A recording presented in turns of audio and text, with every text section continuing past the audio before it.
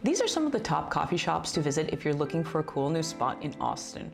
Personally, I'm often out and about and I feel like I go to coffee shops all the time to meet with friends and clients. Last year we did a video similar to this one and I wanted to make a new one with an updated list of locations. I officially moved to Austin in 2010 and since that time it's grown a whole bunch. We've seen not just like new restaurants come and new businesses, but a ton of different coffee shops. I remember when I first moved here, one of the real only coffee shops that was available pretty much everywhere was Starbucks, which is fine because I love Starbucks. However, there's been so many more that have popped up over the last decade and there's some that are really unique. So I'm gonna tell you all I know about these lovely little coffee shops. I'm Daphne Quay, your boss lady realtor here in Austin, Texas. And if you're thinking about buying a home or selling a home in Austin, contact me. My contact information is in the description below. You can even set up a one-on-one Zoom call directly with me so we can talk about your home purchase or sale.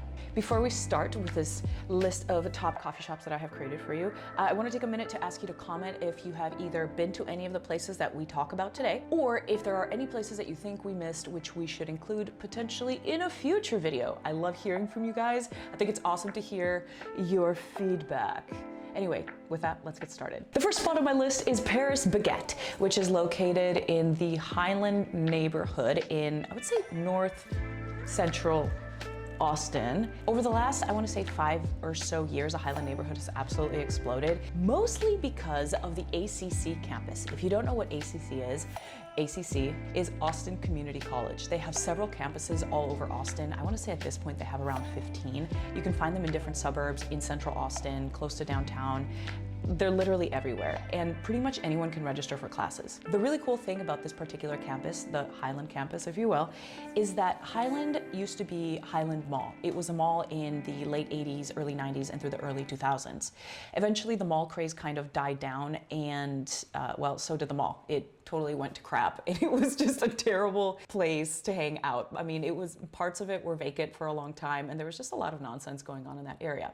Eventually they shut down the mall and Austin Community College came in and completely redid the space. They rebuilt the mall, they turned it into a college campus. They built housing or apartments around there for students and other young professionals that want to be there. And then there's also a ton of restaurants and things to do there, which is super cool. So largely because of ACC, that area has grown up a whole bunch. Of course, there's a lot of demand in Austin. The whole city's really popular, but Austin Community College has a lot to do with growth in that area. So all of that to go back to Paris Baguette. It's a super cute kind of, I would say, French themed, like deli coffee shop, bakery type spot. Yes, you can get really good coffee there. You can also get sandwiches and cookies and cupcakes and all sorts of other random baked goods. I personally really like it because it does have kind of a unique feel to it. It's very clean. The service is really good. There's always tons of people there.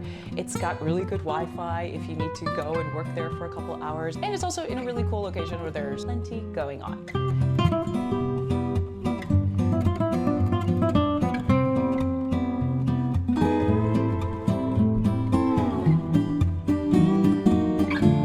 Number 2 on my list is Summer Moon Coffee in Northeast Austin. So Summer Moon Coffee is, I want to say it's a local-ish company. I'm not 100% sure, but I haven't seen them outside of Texas anyway. What I love about Summer Moon is that they tend to go into these neighborhoods that have a lot of potential. And they don't go into necessarily like bad neighborhoods, they're just kind of neighborhoods that don't have too much going on. They'll go oftentimes into like a strip mall. They'll get one space and turn it into this kind of industrial looking coffee shop.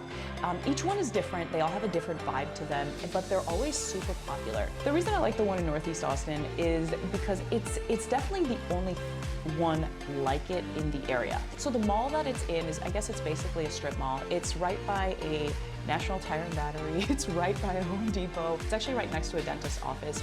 But you go inside and it's got this really cute kind of industrial feel to it that you don't necessarily see in that kind of neighborhood. I also notice that every time I go, it gets really busy. And I guess what that says to the community is that people really like having a coffee shop like that in that neighborhood, and it draws all sorts of people. I see people that go there just to like meet up. I oftentimes see people go there working on their computer. I've seen people meeting like professionally, you know, you'll see people dressed for work that are meeting up. So it's a cool spot to have in that type of area, and it's also super convenient, and the parking is bountiful and it is free.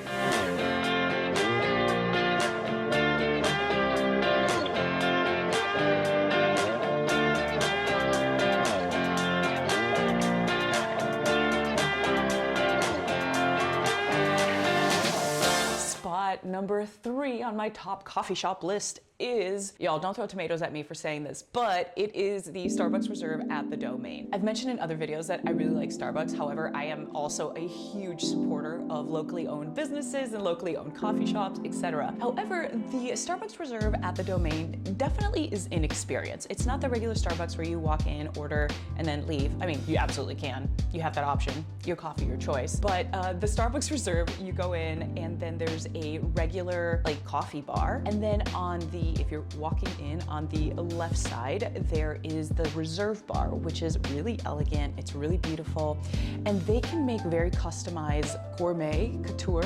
I'm gonna go with couture coffee for you. I heard one of the coffee drinks that they offer has like a ball of vanilla ice cream in it, which seems really excessive. Who needs ice cream in their coffee? But you never know till you try it, so go try it. But when it's not too busy, and it's usually too busy, but when it's not too busy, it typically has a really nice vibe to it. I will say though, over the last couple of years, as the Domain has gotten increasingly popular, the Reserve has gotten really busy, and sometimes there really is nowhere to sit, and it just feels a little bit crowded. So if you really want to go and experience kind of the uniqueness that it has to offer, I do recommend going really early in the morning.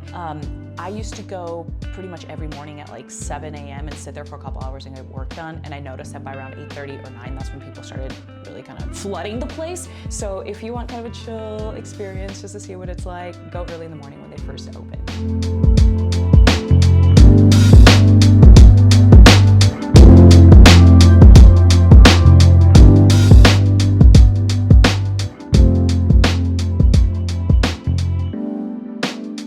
Spot number 4 on the list is West Pecan Coffee, located on Pecan Street, or West Pecan Street in Pflugerville. I know, you're probably like, what, Pflugerville? That's what I said when I first found this place a couple years ago.